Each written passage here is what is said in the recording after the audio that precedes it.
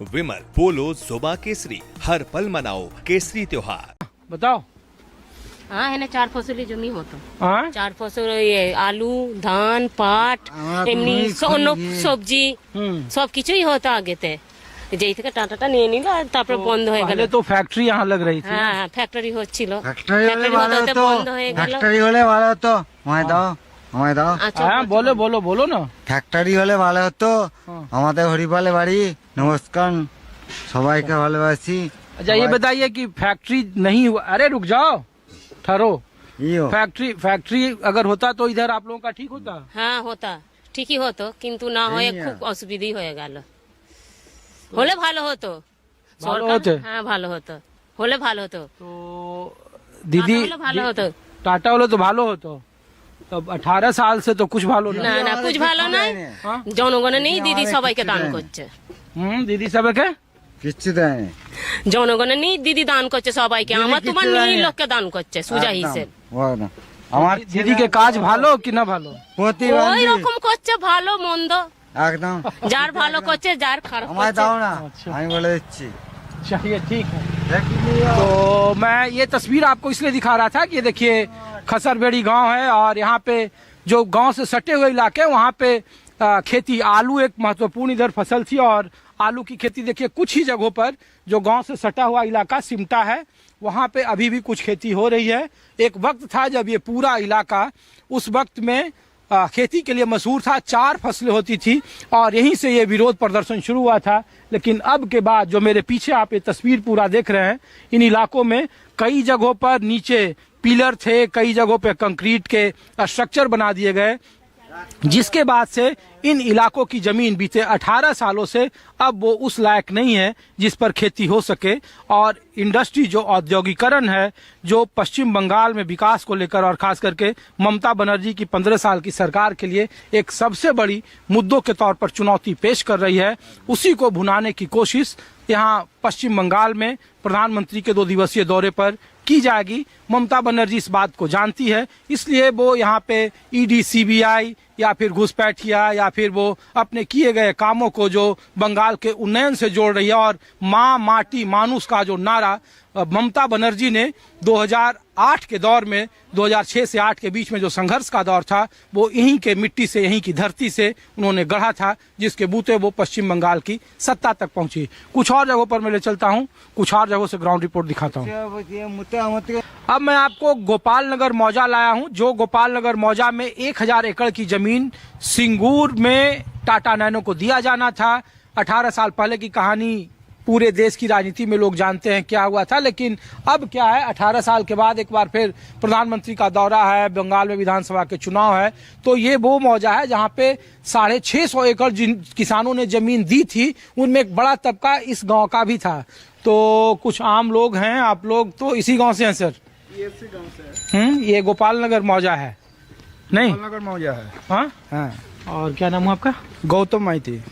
और आप यहीं से हैं? हाँ, ये क्या है? आपका क्या नाम है? अनिल वर्मा।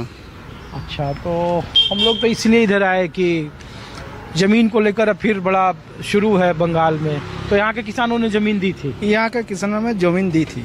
लोग चाहते थे कि इधर फैक्ट्री लगे। नहीं, कुछ लोग चाहते थे फैक्ट्री हो, अच्छा। कुछ लोग मतलब खेतीबाड़ी करना चाहते थे।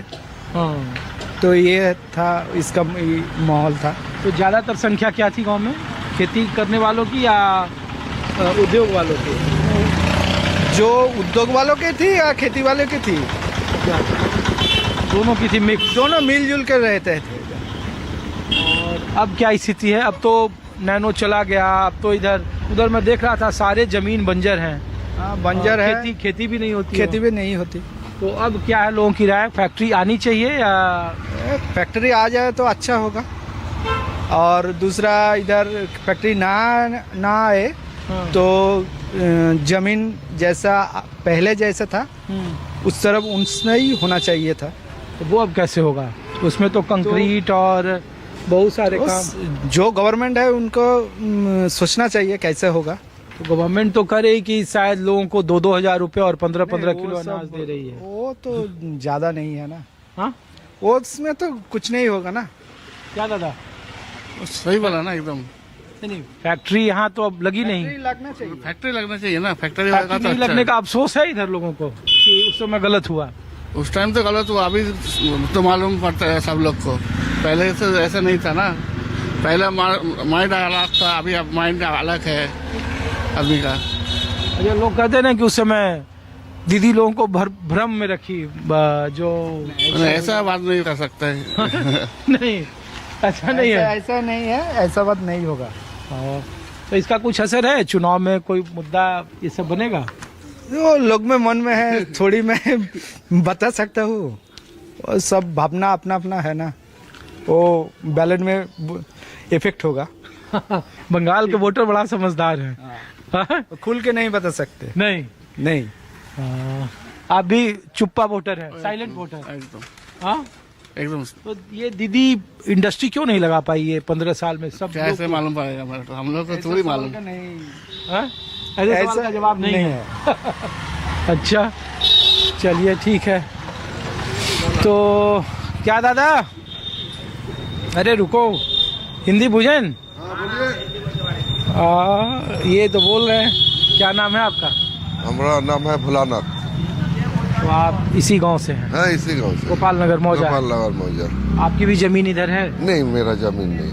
नहीं, पहले भी नहीं थी? नहीं नहीं नहीं, तो क्या करते हैं आप? मैं गाड़ी चलाता हूँ। तो इधर बताइए, इंडस्ट्री वगैरह तो इधर है नहीं? है तो नहीं, होने से तो ठीक था। होता तो ठीक था। हाँ, होता तो ठीक। तो ये जो 18 साल पहले आंदोलन हुआ उसका नुकसान हो गया लोगों को? और क्या पता है, पता होने से कोई फायदा भी नहीं है।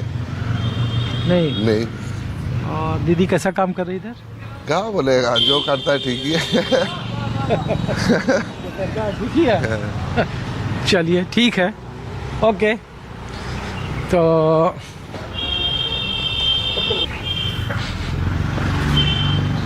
हम लोग दिल्ली से हैं।